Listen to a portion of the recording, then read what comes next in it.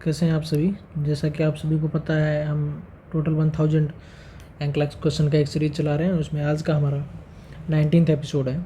जब हमने 18th episode ख़त्म किया था तो वहाँ पे एक लास्ट में क्वेश्चन छोड़ा था आप सभी लोगों के लिए कि आपको इसका आंसर बताना है। तो हम उसी क्वेश्चन से शुरू कर रहे हैं। जो क्वेश्चन है वो है, a client who delivered this morning tell the nurse that she plan to breast feed her baby. यानी कि एक पेशेंट है जिसका अभी डिलीवरी हुआ है मॉर्निंग में, और नर्स से पूछ रही है कि वो अपने बेबी को ब्रेस्ट फीड कराना चाहती है। The nurse is aware that successful breast feeding is most dependent on. Nurse को पता है कि सक्सेसफुल ब्रेस्ट फीडिंग जो है वो मोस्ट डिपेंडेंट ऑन, इनमें से किस फैक्टर पे डिपेंडेंट है मोस्टली। ठीक है, तो फर्स्ट ऑप्शन दिया गया है मदर्स एजुकेशन लेवल। मदर का एजुकेशन लेवल क्या है, यानी कि ब्रेस्ट फीडिंग के बारे में, और वैसे में मदर का एजुकेशन लेवल क्या है, क्या इस पे ब्रेस्ट फीडिंग डिपेंडेंट है। दूसरा है इन्फेंट्स बर्थ वेट, बच्चे का बर्थ वेट क्या है। दूसरा size of the mother's breast, mother के ब्रेस्ट का क्या साइज है। Mother's desire to breast feed, या मदर के ब्रेस्ट फीडिंग कराने की क्या डिजायर्ड है या नहीं है, इस पे भी डिपेंड करता है। तो मोस्ट डिपेंडेंट कौन सा है, देखिए अगर इस मोस्ट डिपेंडेंट की अगर बात की जाए तो डिपेंडेंट तो ये चारों ही फैक्टर हैं सक्सेसफुल ब्रेस्ट फीडिंग के लिए। ठीक है, मदर्स एजुकेशन लेवल, मदर का एजुकेशन लेवल ब्रेस्ट फीडिंग के बारे में कितना है, कैसे ब्रेस्ट फीडिंग कराना चाहिए, लास्ट ब्रेस्ट फीड कौन से कराया है, तो फर्स्ट अभी दोबारा से कौन से कराना है, कितना ब्रेस्ट फीडिंग कराना है, कितना फ्रिक्वेंटली कराना है, ये सब ब्रेस्ट फीडिंग के लिए डिपेंडेंट है। दूसरा इन्फेंट्स बर्थ वेट, बेबी का बर्थ वेट कितना है, बेबी प्री मैच्योर है या पोस्ट मैच्योर है। प्री मैच्योर हुआ तो उसका जो एस्पायरेशन वाला जो रिफ्लेक्स है या जो सकिंग रिफ्लेक्स है वो पूरा डेवलप नहीं हो पाएगा, बच्चा प्रॉपर्ली सकिंग नहीं कर पाएगा। ठीक है। दूसरा size of the mother's breast, mother के निप्पल का क्या साइज़ है, मदर के ब्रेस्ट का क्या साइज़ है, बच्चे के मुंह में वो उतना आ पा रहा है या नहीं आ पा रहा है, ये सब भी फैक्टर्स पे ब्रेस्ट फीडिंग पे, सक्सेसफुल ब्रेस्ट फीडिंग पे डिपेंड करते हैं। लास्ट है mother's desire to breast feed, mother की डिजायर है नहीं, वो प्रेशर में फीड करा रही है, या मदर अभी टेकिंग ऑफ की पोजीशन में है, मदर ब्रेस्ट फीड कराना चाह रही है या नहीं करा रही है, बच्चे के प्रति उसका अटैचमेंट है या नहीं है। ठीक है, ये सब जो फैक्टर हैं वो ब्रेस्ट फीडिंग कोई सक्सेसफुल होने के लिए डिपेंडेंट है। लेकिन क्वेश्चन में आपसे पूछा गया है कि मोस्ट डिपेंडेंट कौन सा है, तो मोस्ट डिपेंडेंट की अगर बात की जाए तो यहाँ पे डी ऑप्शन यहाँ पे सही आंसर होगा। सी, बी और ए, ये तीन ऑप्शन यहाँ पे गलत होंगे, क्योंकि अगर मदर का ब्रेस्ट फीडिंग के लिए कोई डिजायर ही नहीं है तो इसका मतलब है कि यहाँ पे लैक्टेशन फेलियर भी आपको देखने को मिल सकता है। अगर मदर का ब्रेस्ट फीडिंग के लिए डिजायर नहीं है तो वहाँ पे लैक्टेशन फेलियर भी देखने को मिल सकता है, और अगर डिजायर ही नहीं है तो इसका मतलब है कि वो बेबी को ब्रेस्ट फीड इतना फ्रिक्वेंटली नहीं कराएंगे। ठीक है, और बेबी को ब्रेस्ट फीड इतना फ्रिक्वेंटली नहीं कराएंगे तो हमारा जो ब्रेस्ट फीडिंग के लिए जो मोस्ट डिपेंडेंट यानी कि जो सबसे इंपॉर्टेंट फैक्टर जो है वो मदर का डिजायर है ब्रेस्ट फीड कराने के लिए। अगर मदर का डिजायर ब्रेस्ट फीड कराने के लिए नहीं है तो फिर चाहे मदर में एजुकेशन लेवल ब्रेस्ट फीडिंग के बारे में कितना भी हो, या बेबी के बर्थ का वेट कितना भी हो, या मदर के ब्रेस्ट का साइज़ कितना भी हो, उससे कोई भी फ़र्क नहीं पड़ेगा अगर मदर का डिजायर ही ब्रेस्ट फीडिंग का नहीं है। तो जब मदर अगर डिजायर है, मदर की डिजायर है ब्रेस्ट फीडिंग कराने के लिए, या मदर रेडी है ब्रेस्ट फीड कराने के लिए, तो ये सबसे इंपॉर्टेंट फैक्टर हमारे लिए है एक सक्सेसफुल और आउटकम गुड ब्रेस्ट फीडिंग के मोस्ट डिपेंडेंट फैक्टर में से mother's desire to breast feed is the most dependent factor for the breast feeding, इसलिए D option is the correct answer. Next question हमारा है, the nurse is monitoring the progress of a client, the nurse is monitoring the progress, ठीक है, the nurse is monitoring the progress of a client in labour, एक patient है जो labour में है उसकी प्रोग्रेस चेक कर रही है nurse. Which finding should be reported to the physicians immediately, इनमें से कौन सी फाइंडिंग डॉक्टर को तुरंत इन्फॉर्म करने की जरूरत है, ये आपसे पूछा गया है। फर्स्ट ऑप्शन में दिया गया था presence of scanty bloody discharge, थोड़ा सा ब्लडी डिस्चार्ज जो है, क्या इसको डॉक्टर को इन्फॉर्म करना है। दूसरा फ्रीक्वेंट यूरिनेशन, बार बार यूरिनेशन अगर पेशेंट को हो रहा है तो क्या इसको इन्फॉर्म करना है। तीसरा है the presence of green tinged amniotic fluid, अगर एमनियोटिक फ्लूइड जो है वो ग्रीन कलर का हुआ है थोड़ा सा तो इसको डॉक्टर को इन्फॉर्म करना है। या moderate uterine contraction, moderate uterine contraction जो है अगर ऐसे कॉन्ट्रैक्शंस आ रहे हैं तो क्या डॉक्टर को इन्फॉर्म करना है। देखिए presence of scanty bloody discharge, ये इन्फॉर्म करने की ज़रूरत नहीं है, क्योंकि जब लेबर स्टार्ट होता है या जब लेबर धीरे धीरे एडवांस करता है तो वहाँ पे स्कैंटी ब्लडी डिस्चार्ज आपको देखने को मिल सकता है। ये एक नॉर्मल एक्सपेक्टेड आउटकम है, या एक्सपेक्टेड है कि ऐसा देखने को मिल सकता है, तो इसको ये कोई एबनॉर्मल नहीं है जिसको आप डॉक्टर को इन्फॉर्म करें। दूसरा फ्रीक्वेंट यूरिनेशन, ये ऑप्शन भी यहाँ पे आपका गलत होगा, क्योंकि फ्रीक्वेंट यूरिनेशन भी पेशेंट में देखने को मिल सकता है। जैसे जैसे बेबी प्रोग्रेस करेगा या लेबर जैसे प्रोग्रेस करेगा तो पेशेंट में एक तो हमने फ्लूइड लगा रखा है और वहाँ पे पेशेंट को बार बार ब्लैडर फुलनेस का कंप्लेन होगा, इसलिए फ्रीक्वेंट यूरिनेशन भी देखने को मिल सकता है। तीसरा है तो presence of green tinged amniotic fluid, green colour का अगर एमनियोटिक फ्लूइड आपको दिख रहा है तो ये डॉक्टर को इन्फॉर्म करने की ज़रूरत है, क्योंकि ग्रीन कलर का एमनियोटिक फ्लूइड ये एक एबनॉर्मल कलर है, क्योंकि ग्रीन कलर का जो एमनियोटिक फ्लूइड है वो फीटल डिस्ट्रेस, जब बच्चा डिस्ट्रेस में होता है या कि फीटल डिस्ट्रेस जब होता है तो उस कंडीशन में ग्रीन टिंज्ड एमनियोटिक फ्लूइड देखने को मिलेगा, एमनियोटिक फ्लूइड का ग्रीन कलर देखने को मिलेगा। ग्रीन कलर एमनियोटिक फ्लूइड का क्या होगा, बच्चा वहाँ पे मेकोनियम पास आउट कर देगा। Meconium is the first stool of the baby. तो बेबी जब वहाँ पे मेकोनियम पास आउट कर देगा तो एमनियोटिक फ्लूइड का कलर ग्रीन कलर का हो जाएगा, और ये ग्रीन कलर वाला एमनियोटिक फ्लूइड फीटल डिस्ट्रेस को शो करता है। तो इस चीज़ को हमें डॉक्टर को इन्फॉर्म करने की जरूरत है। फीटल डिस्ट्रेस जब हो रहा है तो वहाँ पे पेशेंट में फीटस में हाइपोक्सिया या फीटल ब्रेडिकार्डिया भी आपको देखने को मिल सकता है। इस चीज़ को से बचने के लिए हमें डॉक्टर को इन्फॉर्म करने की ज़रूरत है। लास्ट में दिया गया मॉडरेट यूट्राइन कॉन्ट्रैक्शंस। तो जैसे क्वेश्चन में दिया गया progress of client in labour, यानी कि लेबर अभी प्रोग्रेस कर रहा है, यानी कि धीरे धीरे एडवांस हो रहा है, धीरे धीरे चल रहा है। फर्स्ट स्टेज है, फर्स्ट स्टेज में भी लेटेंट है, एक्टिव है, ट्रांजिशन है, ठीक है। तो मॉडरेट यूट्राइन कॉन्ट्रैक्शन हो रहे हैं। तो मॉडरेट जो है ये भी बार बार में फ्रीक्वेंट यूट्राइन कॉन्ट्रैक्शन होने लगेंगे, और ये फिर नॉर्मल लेबर की तरफ एडवांस कर रहा है। तो इसका मतलब है कि मॉडरेट यूट्राइन कॉन्ट्रैक्शन जो कोई एबनॉर्मल नहीं है, स्टार्टिंग ऑफ लेबर जब होती है तो मॉडरेट यूट्राइन कॉन्ट्रैक्शन से आगे की तरफ जब लेबर एडवांस करता है तो यूट्राइन कॉन्ट्रैक्शन जो है वो और भी हार्ड हो जाते हैं। इसलिए ये भी एक नॉर्मल आउटकम है।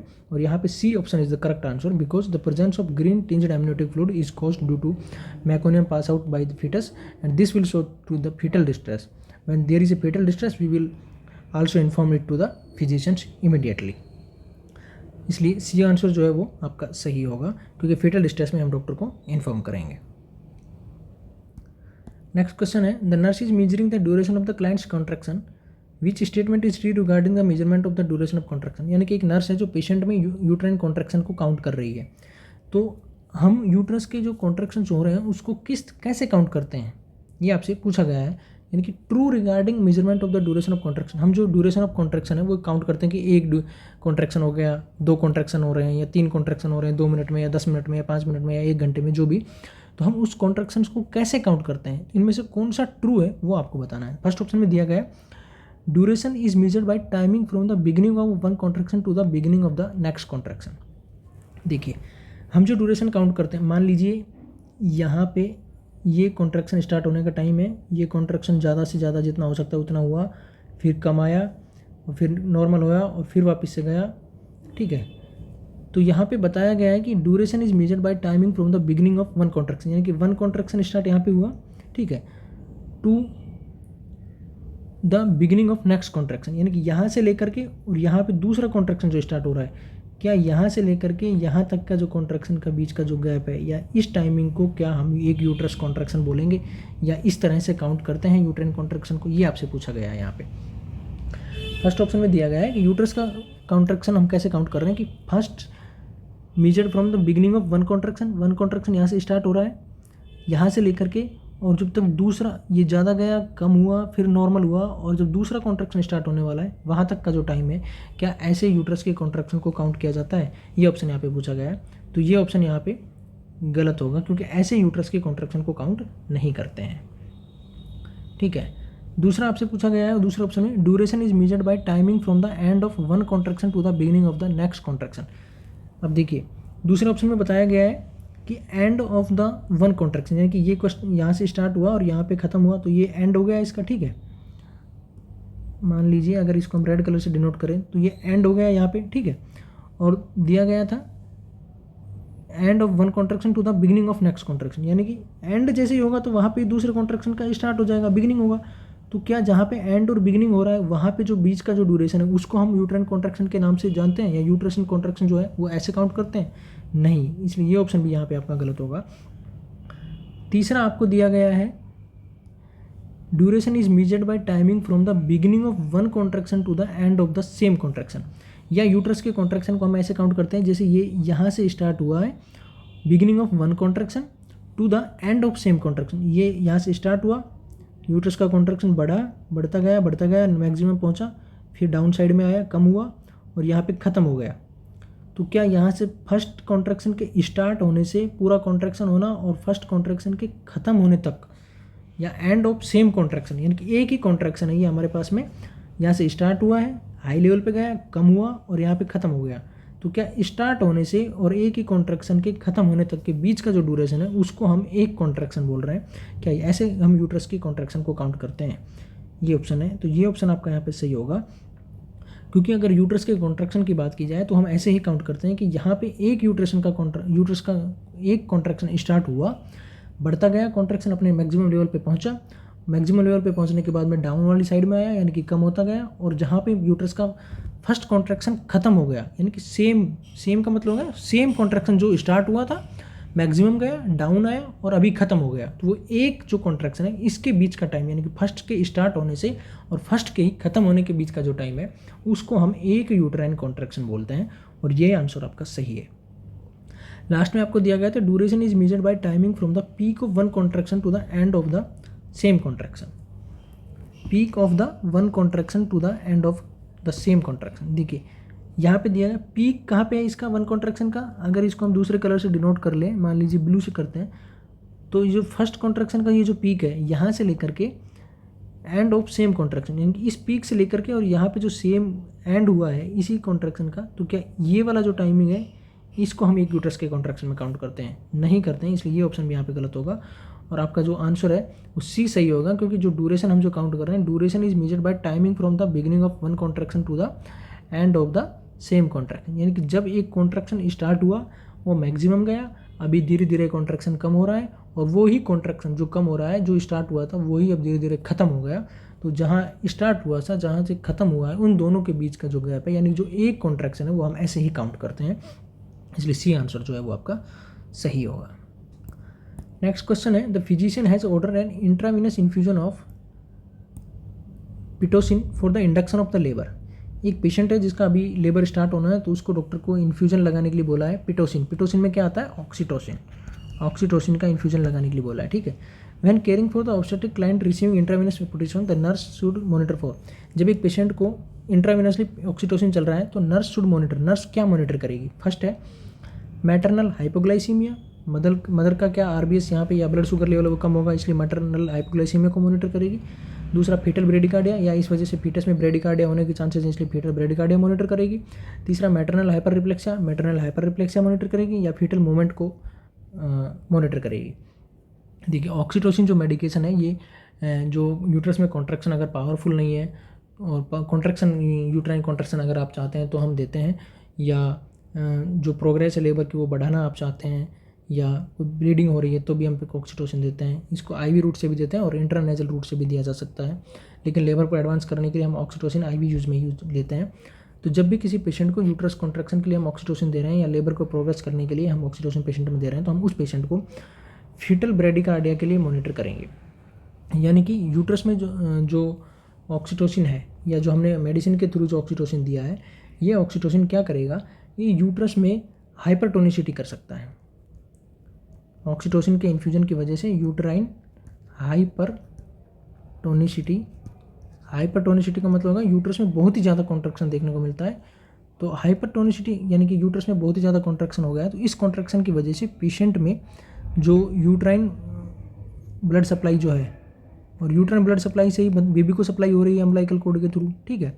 तो अम्बिलिकल कॉर्ड के थ्रू यूट्रस में हाइपरटोनिसिटी हुई यानी कि यूट्रस कॉन्ट्रैक्ट हो गया, यूट्रस का कॉन्ट्रैक्ट हो गया तो यूट्रस की ब्लड सप्लाई वो कम हो गई, यूट्रस की ब्लड सप्लाई कम हो गई तो अम्बिलिकल ब्लड के थ्रू भी सप्लाई कम हो गई, और इस वजह से फीटस में फीटल ब्रेडिकार्डिया देखने को मिल सकता है। तो जब भी हम किसी पेशेंट में यूट्रस की टोनिसिटी चेक करने के लिए, यानी कि जब ऑक्सीटोसिन हम पेशेंट को दे रहे हैं तो वहाँ पे पेशेंट में यूट्राइन हाइपरटोनिसिटी डेवलप हो सकती है, इसलिए हम पेशेंट में फीटल ब्रेडिकार्डिया यानी कि मदर जो है लेबर वाली उसमें के बेबी में फीटल ब्रेडिकार्डिया के लिए मॉनिटर करेंगे, क्योंकि यूट्राइन हाइपरटोनिसिटी की वजह से फीटल ब्रेडिकार्डिया आपको देखने को मिल सकता है। तो जब भी हम ऑक्सीटोसिन इन्फ्यूजन दे रहे हैं तो मदर को हर 15 मिनट में चेक करेंगे और बेबी के कार्डियक हार्ट रेट या जो फीटल हार्ट रेट है उसको चेक करेंगे कि कहीं वो कम तो नहीं हो रही है। अगर वो 110 से कम हो गई है तो इसका मतलब है 140 से अगर कम हो गई है, तो नॉर्मल की बात की जाए तो 140 to 160 बीट पर मिनट रहती है। अगर ये इससे कम हो रही है तो इसका मतलब है कि फीटस में ब्रेडिकार्डिया डेवलप हो रहा है, और इसलिए हम इस चीज़ को डॉक्टर को इन्फॉर्म करेंगे। और इस चीज़ से फीटल ब्रेडिकार्डिया डेवलप नहीं हो इसलिए हम पेशेंट को हर 15 मिनट में ऑक्सीटोसिन इन्फ्यूजन के टाइम के बीच में ही, जब भी ऑक्सीटोसिन इन्फ्यूजन चल रहा है तब भी बीच बीच में फीटस के हार्ट रेट को चेक करते रहेंगे। इसलिए बी ऑप्शन जो है आपका सही होगा। मैटरनल हाइपोग्लाइसीमिया ऑक्सीटोसिन इन्फ्यूजन की वजह से देखने को नहीं मिलता है, और मैटरनल हाइपर रिफ्लेक्सिया और फेटल मूवमेंट में भी कोई फर्क ऑक्सीटोसिन की वजह से नहीं आता है, इसलिए फेटल ब्रेडिकार्डिया डेवलप हो सकता है और फेटल ब्रेडिकार्डिया के लिए हम बीच बीच में चेक करते रहेंगे। नेक्स्ट क्वेश्चन हमारा है, a client with diabetes visit the prenatal clinic at 28 week of gestation, which statement is true regarding insulin needs during pregnancy. यानी कि एक पेशेंट है 28 वीक ऑफ प्रेगनेंसी जिसको है प्रीनेटल क्लिनिक में आया है, तो इनमें से इंसुलिन नीड के प्रेगनेंसी में इंसुलिन का डिमांड कैसा रहेगा उसके रिगार्डिंग कौन सा स्टेटमेंट सही है, ये आपसे पूछा गया है। तो फर्स्ट ऑप्शन में आपको दिया गया है insulin requirement moderate as the pregnancy progress, यानी कि जब प्रेगनेंसी जो बढ़ रही है, यानी कि फर्स्ट ट्राइमेस्टर है, सेकेंड है और थर्ड जब ऐसे बढ़ रहा है, फर्स्ट से सेकंड, सेकंड से थर्ड, तो क्या उस टाइम इंसुलिन की जो डिमांड है वो मॉडरेट रहती है। दूसरा है a decrease need for insulin occurs during the second trimester, क्या दूसरे ट्राइमेस्टर में इंसुलिन की डिमांड कम हो जाती है या डिक्रीज हो जाती है। तीसरा है elevation in human chorionic gonadotrophin HCG decrease the need for insulin, क्या HCG जो है वो इंसुलिन की डिमांड को कम कर देता है। चौथा, fetal development depend on adequate insulin regulation, क्या जो फीटस जो अंदर है, बेबी मदर के अंदर जो है, उसका जो डेवलपमेंट है वो एडिक्वेट इंसुलिन के रेगुलेशन पे, इंसुलिन का बढ़ना और घटना नहीं, एक नॉर्मल रेंज में इंसुलिन का रहना, इसके लिए फीटस डेवलपमेंट जो वो इंसुलिन रेगुलेशन पे डिपेंड करता है। तो ये आपसे पूछा। तो यहीं पे अगर एक दो क्वेश्चन जो है उनकी बात कर लें, देखिए एक तो क्वेश्चन ये बनता है आपका कि जो भी गेस्टेशनल डायबिटीज़ का जो स्क्रीनिंग है, गेस्टेशनल डायबिटीज़ है उसके स्क्रीन के लिए, यानी कि प्रेग्नेंट लेडी में हम डायबिटीज़ की स्क्रीनिंग कब करते हैं, तो ये आता है लेट सेकेंड ट्राइमेस्टर में, ये क्वेश्चन हो सकता है। तो लेट सेकेंड ट्राइमेस्टर कब होता है, 24 से और 28 वीक में हम जो मदर है उसमें स्क्रीनिंग करते हैं गेस्टेशनल के लिए या गेस्टेशनल डायबिटीज़ के लिए, ठीक है। दूसरा ये पूछा जा सकता है कि जो गेस्टेशनल डायबिटीज़ मेलिटस है उसमें बेस्ट कॉन्ट्रासेप्टिव कौन सा है, तो बेस्ट कॉन्ट्रासेप्टिव अगर गेस्टेशनल डायबिटीज़ में बात की जाए तो उसमें होता है बैरियर मेथड जो है उसको हम यूज़ कर सकते हैं। और कॉन्ट्राइंडिकेटेड कौन सा है, तो कॉन्ट्राइंडिकेटेड जो होती है इंट्रा यूट्राइन डिवाइसेज जो होती है वो कॉन्ट्राइंडिकेटेड होती है, ठीक है। अब यहाँ पे इंसुलिन के बारे में बात की गई, तो देखिए insulin requirement moderate as the pregnancy progress, और दूसरा ऑप्शन है decrease need for insulin occur during the second trimester. देखिए ये दोनों ऑप्शन यहाँ पे गलत होंगे, क्योंकि जब जब प्लेसेंटा से हार्मोन जो है, यानी कि जैसे प्लेसेंटा बनना स्टार्ट हुआ और जब प्लेसेंटा फुल्ली बन गया, तो जैसे जैसे प्रेगनेंसी एडवांस करेगी ऐसे ही प्लेसेंटा के हार्मोन का लेवल बढ़ता हुआ जाएगा।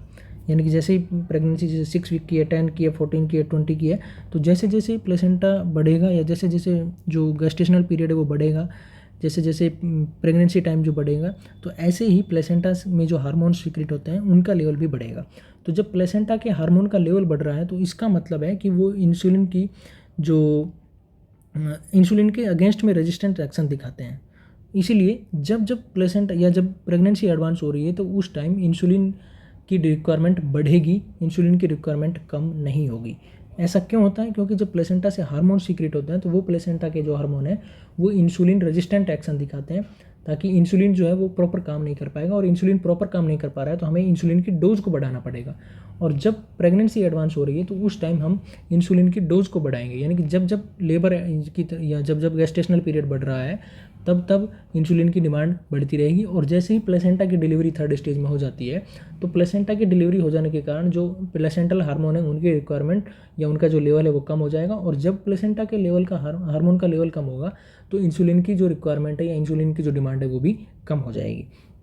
तो यहाँ पे दोनों ही फर्स्ट और सेकंड ऑप्शन में ये बताया गया है कि जब प्रेगनेंसी बढ़ रही है, प्रेगनेंसी एडवांस हो रही है, तो क्या वहाँ पे इंसुलिन की डिमांड कम होगी, नहीं, ये दोनों ऑप्शन यहाँ पे गलत होंगे, क्योंकि जब भी प्रेगनेंसी एडवांस हो रही है तो इंसुलिन की डिमांड बढ़ेगी। तीसरा ऑप्शन दिया गया है elevation in human chorionic gonadotrophin decrease the need for insulin.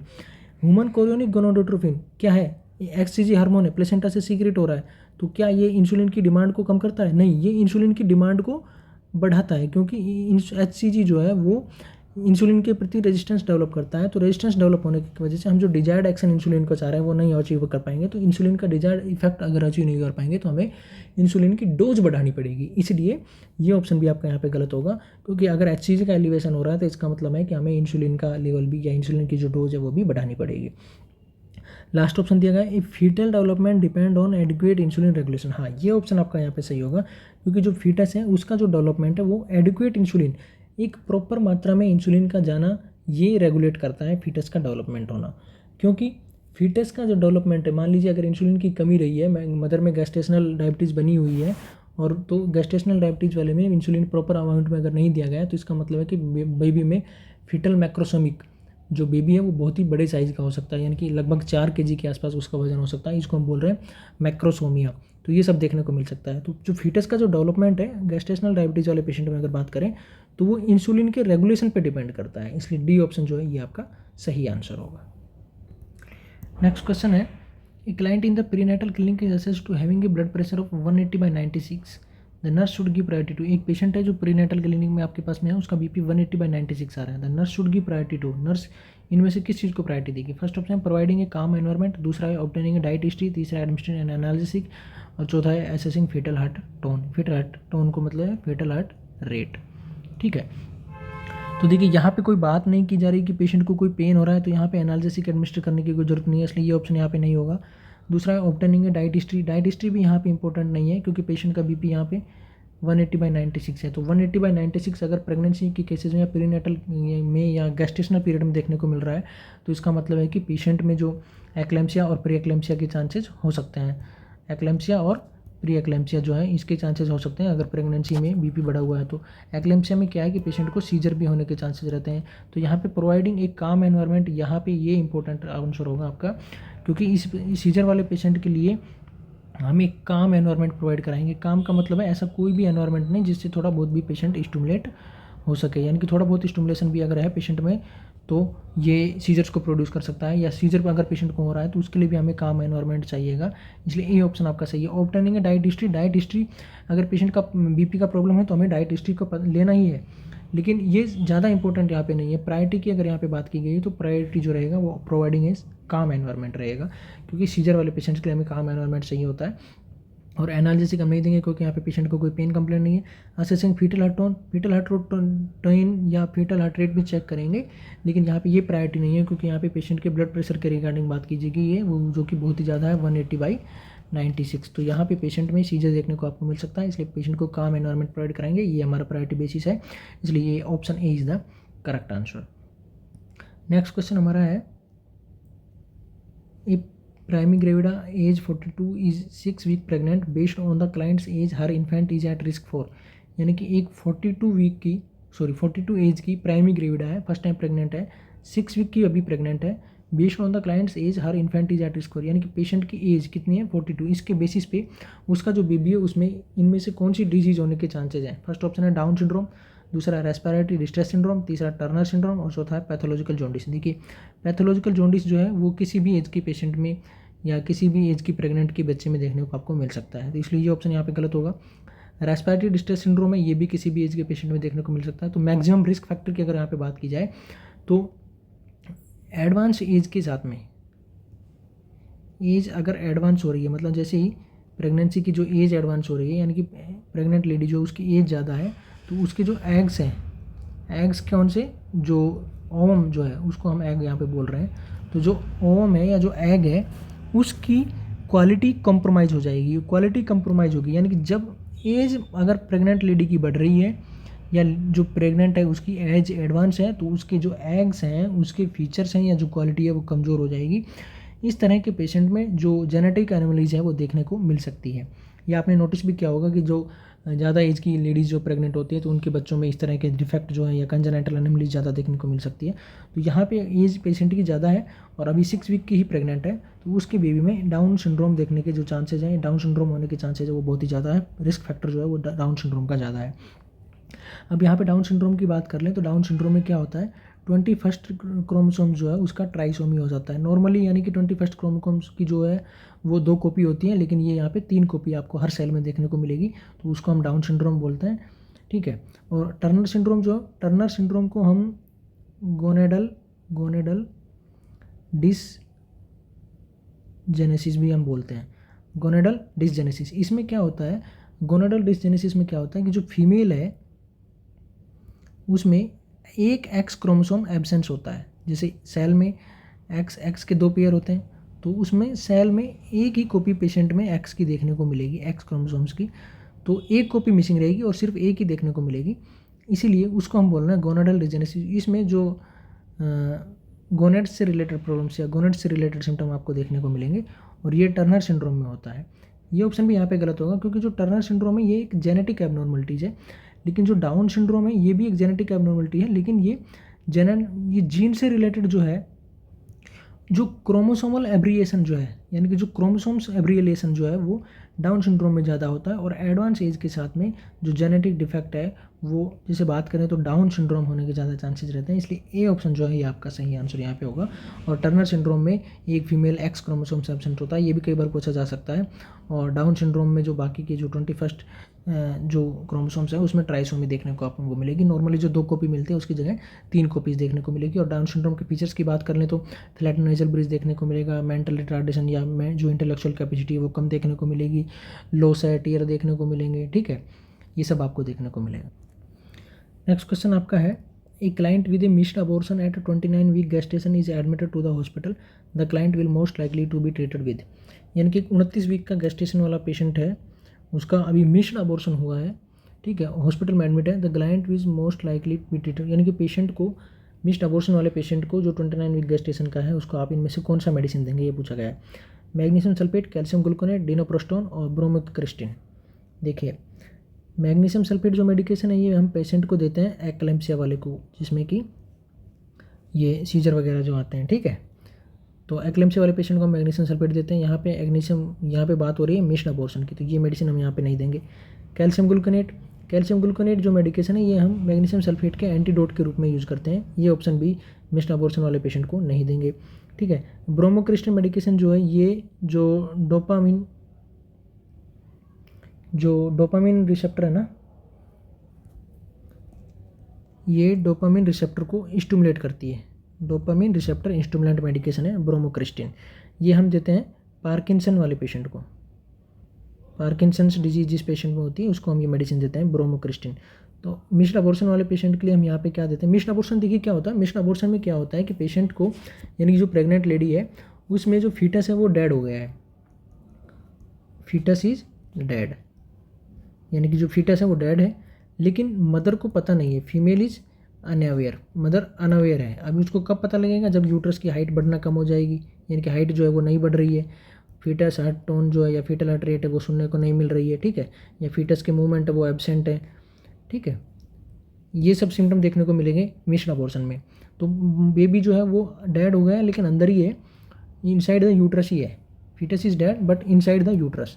तो इनसाइड यूट्रस है तो उसको बाहर निकालना तो पड़ेगा, तो जब बाहर निकालने के लिए हमें क्या करना पड़ेगा कि ऐसा कुछ भी प्रोसेस हो ताकि यूट्रस में कॉन्ट्रैक्शन हो, ठीक है, सर्विक्स का जो है राइपनिंग हो, ठीक है, सर्विक्स राइपनिंग हो या यूट्रस में कॉन्ट्रैक्शंस हो, यूट्रस सर्विक्स सॉफ्ट हो, ताकि जो प्रोडक्ट अंदर है जो डेड हो चुका है वो बाहर निकल पाए, तो ये मेडिसिन हमें देना पड़ेगा। तो अब यूट्रस में कॉन्ट्रैक्शन कराने के लिए हम प्रोस्टाग्लैंडिन्स का यूज़ करते हैं। जो डिनोप्रोस्टोन है ये प्रोस्टाग्लैंडिन ई के नाम से आती है, या इसमें प्रोस्टाग्लैंडिन ई होता है। ये जो डिनोप्रोस्टोन में प्रोस्टाग्लैंडिन ई है ये क्या करता है, एक तो यूट्रस का कॉन्ट्रैक्शन कराएगा, ठीक है, और एक जो सर्विक्स है उसको सॉफ्ट करेगा। तो यूट्रस में कॉन्ट्रैक्शन होंगे और सॉफ्ट सर्विस अगर होगा तो अंदर जो प्रोडक्ट है यानी कि जो डेड फीटस है वो बाहर निकल पाएगा। और यही हमारा पर्पज़ है कि जो अंदर फीटस अभी डेड जो हो चुका है उसको हम बाहर निकाल दें, ताकि जो अंदर जो है वो इन्फेक्शन नहीं हो, सेप्टिक या सेप्टिसीमिया देखने को नहीं हो, या सेप्टिसीमिया डेवलप नहीं हो। तो हमारा यहाँ पे पर्पज़ है कि इस पेशेंट को हम वो मेडिसिन दें जिससे कि अंदर जो डेड प्रोडक्ट है वो बाहर निकल पाए और पेशेंट को इन्फेक्शन से ट्रीट किया जा सके।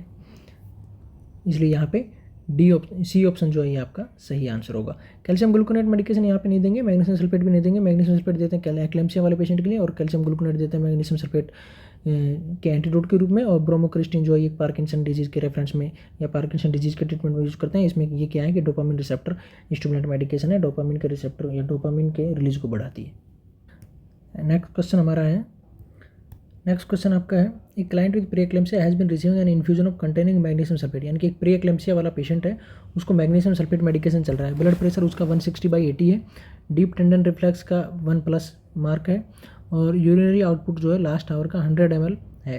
तो नर्स क्या करेगी, यानी कोई भी एक पेशेंट है मैग्नीशियम सल्फेट उसको इन्फ्यूजन चल रहा है, अभी उसका BP 160/80 है, डीप टेंडन रिफ्लेक्स वो प्रेजेंट है, यूरिनरी आउटपुट जो लास्ट 1 घंटे में 100 ml आया है। तो नर्स इसमें क्या करेगी, फर्स्ट ऑप्शन है continue the infusion of magnesium sulphate with while monitoring the clients BP। Magnesium sulphate का जो इन्फ्यूजन है उसको कंटिन्यू रखेगी और पेशेंट के BP को मॉनिटर करती रहेगी। दूसरा है stop the infusion of magnesium sulphate and contact the physician. Magnesium sulphate के इन्फ्यूजन को बंद कर देगी और डॉक्टर को बताएगी या डॉक्टर को कॉन्टैक्ट करेगी। इस slow the infusion rate and turn the client's on our left side. Patient को जो इन्फ्यूजन चल रहा है मैग्नीशियम सल्फेट का उसको कम कर देंगे या स्लो कर देंगे और पेशेंट को लेफ्ट साइड में पोजीशन देंगे। लास्ट ऑप्शन है administer calcium gluconate and continue to monitor the blood pressure. या पेशेंट का जो बीपी मॉनिटर करते रहेंगे और उसको कैल्शियम ग्लूकोनेट का इन्फ्यूजन देंगे या कैल्शियम ग्लूकोनेट एडमिनिस्टर करेंगे। देखिए अभी आपको यहाँ पे पता होना चाहिए कि जो मैग्नीशियम सल्फेट मेडिकेशन है वो हम किस में यूज़ करते हैं, एक्लेम्सिया या प्रेक्लेम्सिया वाले पेशेंट में यूज़ करते हैं। इसके नॉर्मल लेवल की अगर यहाँ पे बात कर लें तो नॉर्मल लेवल जो 4 से 7 मिली इक्विवेलेंट पर लीटर देखने को मिलता है। नॉर्मल लेवल या थेरापेटिक लेवल जो है वो मैग्नीशियम सल्फेट का किसी पेशेंट में 4 से 7 मिली इक्विवेलेंट पर लीटर होगा। अगर इतना है तो इसका मतलब है कि थेरापेटिक लेवल मेंटेन है। अगर इससे ज़्यादा जा रहा है यानी कि अगर पेशेंट में 12 से ज़्यादा चला गया है तो उस पेशेंट में क्या सिम्टम देखने को मिलेंगे, पेशेंट में डीप टेंडन रिफ्लेक्स जो है वो एब्सेंट हो जाएंगे। यहाँ पे कितना है 1+ यानी कि प्रेजेंट है, तो ये टॉक्सिसिटी नहीं हुआ है पेशेंट में मैग्नीशियम सल्फेट का। दूसरा ऑप्शन है पेशेंट में यूरिनरी आउटपुट जो है वो लेस देन 30 ml, 1 घंटे में 30 ml से कम होगा। यहाँ पे कितना है फास्ट हावर में, यानी कि पिछले 1 घंटे में 100 ml, यानी कि यहाँ पे भी ये भी रीडिंग बता रही है कि पेशेंट में थेरापेटिक लेवल ही बना हुआ है। थेरापेटिक लेवल कितना है 4 से 7, और ये सब सिम्टम कब देखने को मिलेंगे जब थेरापेटिक लेवल से ज़्यादा यानी कि 12 मिली इक्विवेलेंट पर लीटर से ज़्यादा मैग्नीशियम सल्फेट का लेवल हो जाएगा, तब ये सिम्टम देखने को मिलेंगे। और तीसरा क्या, रेस्पिरेटरी डिप्रेशन देखने को मिलेगा, यानी कि पेशेंट में 12 से कम ब्रीथिंग होगी, 12 से रेस्पिरेशन कम होगा।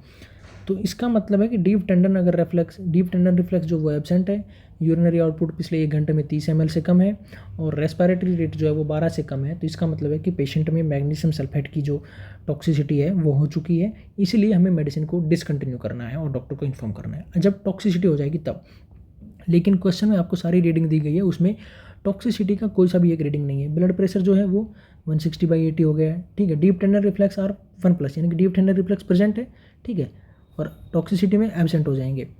यूरिनरी आउटपुट 100 ml है, अगर टॉक्सिसिटी होगी तो 30 ml से कम होगा, ठीक है।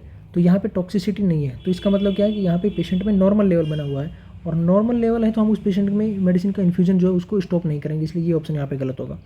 Stop the infusion of magnesium sulphate and contact the physician, तो डॉक्टर को इन्फॉर्म करने की या मेडिसिन को इन्फ्यूजन को बंद करने की कोई भी जरूरत यहाँ पे नहीं है, इसलिए ये ऑप्शन गलत होगा। तीसरा, slow the infusion rate and turn the client on her left side, slow भी नहीं करना है क्योंकि यहाँ पे कोई भी टॉक्सिसिटी का सिम्टम नहीं है, ठीक है। तीसरा है एडमिनिस्टर कैल्शियम ग्लूकोनेट भी नहीं देंगे क्योंकि कैल्शियम ग्लूकोनेट जो मेडिकेशन है ये मैग्नीशियम सल्फेट की टॉक्सिसिटी जब होती है तब देते हैं। तो ये सिम्टम्स जो है पेशेंट के जो BP reading, deep tendon reflex और यूरिनरी आउटपुट 100 ml है, ये टॉक्सिसिटी के सिम्टम नहीं है। इसका मतलब है कि पेशेंट में नॉर्मल थेरापेटिक मेडिकेशन जो है या नॉर्मल थेरापेटिक लेवल जो मैग्नीशियम सल्फेट का है वो बना हुआ है। तो इसलिए हम पेशेंट में ये मेडिसिन को कंटिन्यू रखेंगे, continue the infusion of magnesium sulphate while monitoring the clients BP. और बीपी अभी भी पेशेंट का ज़्यादा है इसलिए हम उसके बीपी को मॉनिटर करते रहेंगे, लेकिन उसके साथ साथ में हम पेशेंट में मैग्नीशियम सल्फेट के जो इन्फ्यूजन है उसको कंटिन्यू रखेंगे, ठीक है। इसलिए A option is the correct answer. देखिए नेक्स्ट क्वेश्चन है, a pregnant client age 32 ask the nurse why her doctor has recommended a serum alpha protein fetoprotein. The nurse should explain that doctor has recommended the test, यानी कि एक 32 साल की pregnant lady है, उसको doctor ने बोला है सीरम अल्फा फिटोप्रोटीन टेस्ट कराने के लिए। तो नर्स पेशेंट को बता रही है कि डॉक्टर ने ऐसा ये कराने के लिए क्यों बोला है, यानी कि ये टेस्ट कराने के लिए क्यों बोला है। Because it is a test low, यानी कि ये कोई राज्य का कानून है इसलिए करवाना है या ये कंपलसरी है। दूसरा option, to detect cardiovascular defect, ये पेशेंट फीटस में कार्डियोवास्कुलर डिफेक्ट हो सकता है उसकी वजह से, या उसको स्क्रीन करने के लिए या उसको पता करने के लिए करवाया जाता है। तीसरा option, because of her age, यानी कि पेशेंट का 32 साल का एज है इसलिए करवा रहे हैं। या टू डिटेक्ट न्यूरोलॉजिकल डिफेक्ट, या जो बेबी में न्यूरोलॉजिकल डिफेक्ट डेवलप हो सकते हैं उसको पता करने के लिए हम करवा रहे हैं। देखिए अल्फा फिटोप्रोटीन की अगर यहीं पे हम बात कर लें तो अल्फा फिटोप्रोटीन जो है वो एक स्क्रीनिंग टेस्ट किया जाता है, ये सेकेंड ट्राइमेस्टर में हम करवाते हैं, ठीक है। प्रेग्नेंट लेडी में सेकेंड ट्राइमेस्टर में कराया जाता है 15 से 18 वीक में, अगर नॉर्मली इसकी बात की जाए तो, ठीक है।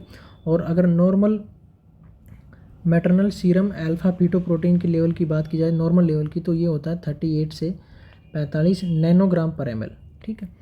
38 से 45 नैनोग्राम पर ml normal maternal serum alpha fetoprotein level होता है। और अगर इसका लेवल 38 नैनोग्राम पर ml से कम है, 38 नैनोग्राम पर ml से कम है, तो इसका मतलब है कि ये क्रोमोसोमल एब्रीवेशन बच्चे में हो सकता है। क्रोमोसोमल एब्रीवेशन में क्या आता है, डाउन सिंड्रोम, ठीक है। नॉर्मल लेवल है 38 से 45 नैनोग्राम पर एम एल। अगर 38 से कम है तो बच्चे में डाउन सिंड्रोम देखने को मिल सकता है। अगर मोर देन 45 नैनोग्राम पर एम एल है तो न्यूरल ट्यूब डिफेक्ट NTD देखने को मिल सकता है, ठीक है। ये इसके नॉर्मल बातें हैं जो हमने अभी की है। न्यूरल ट्यूब डिफेक्ट क्या है? न्यूरल ट्यूब डिफेक्ट जो है ये एक न्यूरोलॉजिकल डिसऑर्डर है, न्यूरोलॉजिकल डिसऑर्डर है। अब इसमें दो आते हैं, स्पाइना बाइफिडा और दूसरा होता है एनेनसेफेली। एनेनसेफेली का मतलब कि absence of volt. Absence of volt मतलब जो ब्रेन की जो कवरिंग है या ब्रेन की जो बोन्स है वो नहीं है। और स्पाइना बाइफिडा में क्या होता है, मेनिंजेज और स्पाइनल नर्व जो है उनका प्रोट्रूजन रहता है। और स्पाइना बाइफिडा भी फिर दो तरह की होती है, ओकुल्टा और एक होती है सिस्टिका, ठीक है। तो maternal serum alpha fetoprotein level जो है, ये जो टेस्ट है ये स्क्रीनिंग टेस्ट है, because it is a state law. ये कोई राज्य का कानून नहीं है या कोई कंपलसरी नहीं है। अगर पेशेंट नहीं कराना चाह रहा है तो नहीं भी करा सकता, इसलिए ये ऑप्शन यहाँ पे गलत होगा। दूसरा है to detect cardiovascular defect.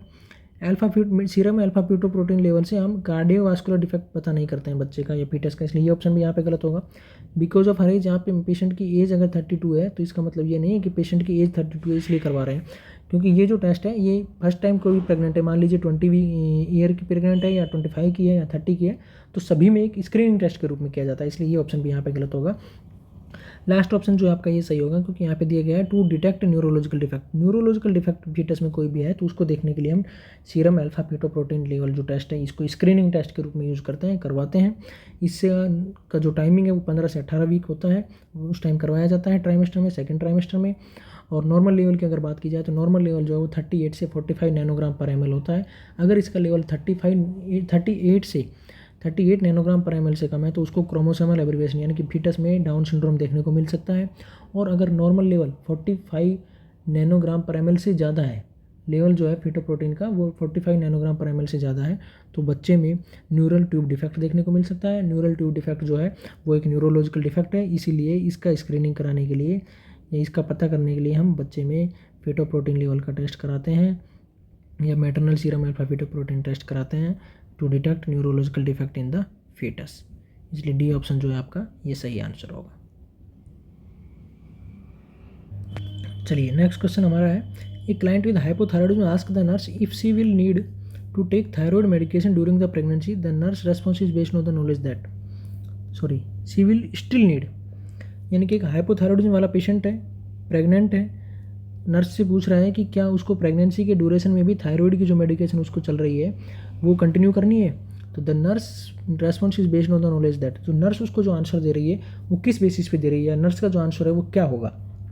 First option है there is no need to take thyroid medication because the fetus thyroid produce thyroid stimulating hormone. क्या प्रेगनेंसी में थायराइड मेडिकेशन लेने की ज़रूरत नहीं होती है, क्योंकि फीटस का जो थायराइड है, थायराइड ग्लैंड है, वो थायराइड स्टिमुलेटिंग हार्मोन प्रोड्यूस करता है। ये ऑप्शन यहाँ पे गलत होगा, क्योंकि अगर नॉर्मली बात की जाए तो फिर प्रेगनेंसी के टाइम में जो थायराइड ग्लैंड है उसका लगभग 3 टाइम्स नॉर्मल साइज से लगभग 3 गुना थायराइड ग्लैंड बढ़ जाती है प्रेगनेंसी के टाइम में। और ऐसा कुछ कंपलसरी नहीं है कि जो थायराइड मेडिकेशन जो है, ठीक है, तो ऐसा कुछ कंपलसरी, क्योंकि प्रेगनेंसी के टाइम जो नॉर्मल थायराइड ग्लैंड जो है उसका लगभग 3 गुना साइज बढ़ जाता है, तो प्रेगनेंसी के ड्यूरेशन में भी थायराइड मेडिकेशन जो है उसको कंटिन्यू रखना होता है, क्योंकि यहाँ पे जो फीटस जो है उसके थायराइड प्रोड्यूस या जो थायराइड है उसकी थायराइड स्टिमुलेटिंग हार्मोन से मदर के हाइपोथायराइडिज्म का कोई लिंक नहीं है, इसलिए ये ऑप्शन जो है ये गलत होगा। तीसरा ऑप्शन आपको देगा it is more difficult to maintain thyroid regulation during pregnancy due to a slowing of the metabolism. ये ऑप्शन यहाँ पे गलत होगा, क्योंकि जो थायराइड मेडिकेशन जो है वो थायराइड फंक्शन जो है वो कम नहीं होता है प्रेगनेंसी के टाइम पे। तो थायराइड के जब फंक्शन ही कम नहीं हो रहे हैं तो यानी कि वहाँ पे हाइपोथायराइडिज्म आपको देखने को मिल रहा है। तो जब भी हाइपोथायराइडिज्म है तो चाहे वो प्रेगनेंसी हो या नहीं हो तभी आपको थायराइड की मेडिकेशन जो वो कंटिन्यू करना है, इसलिए सी ऑप्शन गलत होगा। D option fetal growth is arrested if thyroid medication is continued during pregnancy. अगर हम प्रेगनेंसी में थायराइड मेडिकेशन अगर ले रहे हैं तो उससे फीटस की ग्रोथ पे कोई इफेक्ट नहीं आता है, यानी कि ये जो थायराइड वाली जो मेडिकेशन है वो फीटस की ग्रोथ को कॉम्प्रोमाइज़ नहीं करती है या कम नहीं करती है, इसलिए ये ऑप्शन भी यहाँ पे गलत होगा। और बी आंसर जो है आपका ये सही होगा, क्योंकि regulation of thyroid medication is more difficult because of the thyroid gland increase in size during pregnancy. यानी कि जो थायराइड ग्लैंड है उसका साइज जो है वो लगभग 3 गुना बढ़ रहा है। ये इसका मतलब है कि और भी ज़्यादा डिफिकल्ट हो गया है थायराइड मेडिकेशन को रेगुलेट करना, ठीक है। Regulation of thyroid medication is more difficult because the thyroid gland increase in size during pregnancy, यानी कि थायराइड का जो लेवल है वो और भी ज़्यादा कम हो सकता है प्रेगनेंसी के टाइम पे, इसलिए आपको मेडिकेशन तो लेना ही लेना है। समझ गए आप? यानी कि इसका नॉर्मल मतलब ये निकल रहा है कि जब किसी भी पेशेंट को, हाइपोथायराइडिज्म वाले को अगर प्रेगनेंसी है तो भी उसको थायराइड की मेडिकेशन लेनी है, क्योंकि जो नॉर्मल जो थायराइड है हमारी ग्लैंड है वो नॉर्मल प्रेगनेंसी में लगभग 3 टाइम्स गुना बढ़ जाती है साइज़ में, तो इसका मतलब होगा कि वहाँ पे और भी ज़्यादा थायराइड की कमी हो सकती है। इसीलिए उसको ट्रीट करने के लिए हमें पेशेंट में थायराइड का कोई क्राइसिस नहीं हो, इसीलिए हाइपोथायराइडिज्म को मेडिकेशन है उसको प्रेगनेंसी के टाइम में भी कंटिन्यू रखना है। और ये मेडिकेशन बच्चे की या फीटस की जो ग्रोथ है उसको कॉम्प्रोमाइज़ नहीं करती है, या इसका जो नॉर्मल लेवल है उसका बना हुआ रहना ज़रूरी है, इसीलिए ये मेडिसिन प्रेगनेंसी के टाइम में भी कंटिन्यू रखनी है। इसलिए बी ऑप्शन जो है ये आपका सही आंसर होगा। चलिए नेक्स्ट क्वेश्चन हमारा है, जो आपको बताना है कमेंट सेक्शन में बताना है, आपके लिए छोड़ रहे हैं। The nurse is responsible for performing a neonatal assessment of a full term infant, यानी कि जो नर्स है वो एक फुल टर्म इन्फेंट का नियोनेटल असेसमेंट कर रही है। At 1 minute the nurse could expect to finding, 1 minute के बाद में, यानी कि डिलीवरी होने के 1 मिनट बाद में नर्स इनमें से बेबी में क्या एक्सपेक्ट करेगी मतलब एक नॉर्मल बेबी में क्या होना चाहिए ये आपको बताना है। An apical pulse of 100, absence of tonus, cyanosis of the feet and hands, jaundice of the skin and sclera. तो इसमें से आपको नॉर्मल न्यूबॉर्न बेबी में 1 मिनट के बाद में जब हम फाइंडिंग कर रहे हैं या असेसमेंट कर रहे हैं तो कौन सी फाइंडिंग आपको इसमें से देखने को मिलेगी, नॉर्मल की बात की जा रही है तो क्या होगा, और इसका आंसर वो आपको बताना है। जब भी हम इससे अगला सेशन जब शुरू करेंगे तो इस क्वेश्चन का क्या आंसर होगा वो एक्सप्लेनेशन के साथ में बताएंगे। अभी तक का जो हमारा सेशन है वो आपको कैसा लग रहा है इस बारे में आप हमें अपडेट करिए, हमें बताइए, ताकि हम इससे ज़्यादा और भी मोटिवेट हों और इसको कंटिन्यू रख पाएँ। Thank you.